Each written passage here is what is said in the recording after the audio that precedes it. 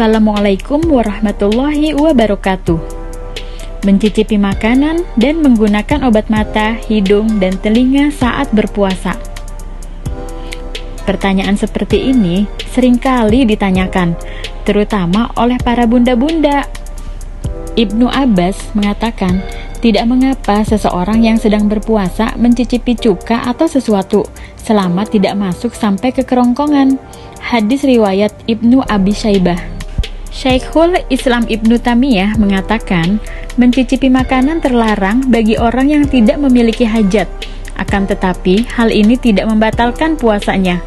Adapun untuk orang yang memiliki hajat, maka hukumnya seperti berkumur-kumur.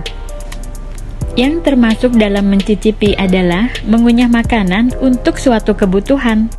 Abdurrazzaq dalam Musannafnya membawakan bab seorang wanita mengunyah makanan untuk anaknya, sedangkan dia dalam keadaan berpuasa dan dia mencicipi sesuatu darinya. Abdurrazzaq membawakan beberapa riwayat diantaranya dari Yunus Al-Hasan. Aku melihat beliau mengunyah makanan untuk anak kecil, sedangkan beliau dalam keadaan berpuasa. Beliau mengunyah, kemudian beliau mengeluarkan hasil kunyahannya tersebut dari mulutnya, lalu diberikan pada mulut anak kecil tersebut. Lalu, bagaimanakah hukumnya jika menggunakan obat tetes mata, hidung, dan telinga?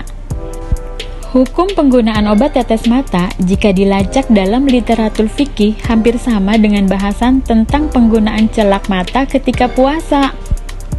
Sebagian ulama membolehkan dan sebagian lainnya melarang. Ulama mazhab Hanafi dan mazhab Syafi'i berpendapat membolehkan.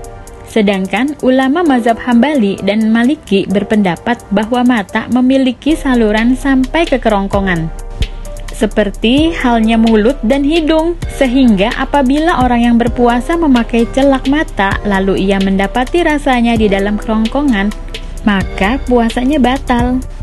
Maka, menunda penggunaan obat tetes mata jika memungkinkan adalah jalan terbaik sebagai cara untuk keluar dari perselisihan pendapat. Dan tidak mengapa jika ia mengqadha puasa yang ia ragukan karena telah melakukan tetes mata.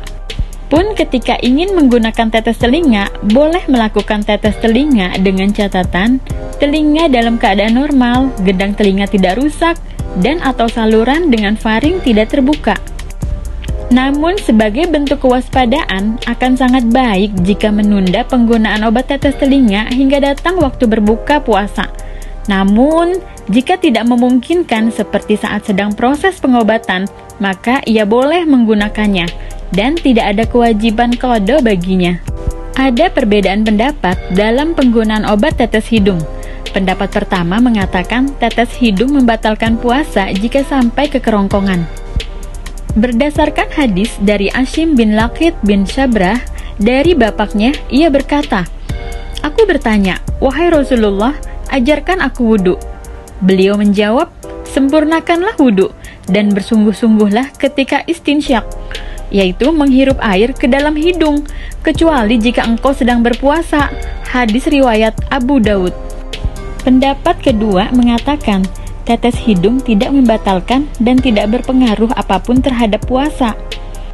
Kesimpulan dari bahasan ini adalah tetesan ringan yang tidak sampai ke tenggorokan tidak membatalkan puasa. Sebab Rasulullah SAW tidak melarang secara mutlak seseorang untuk menghirup air.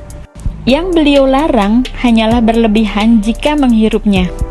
Adapun tetesan yang banyak dan sampai ke tenggorokan, maka hal ini merusak dan membatalkan puasa.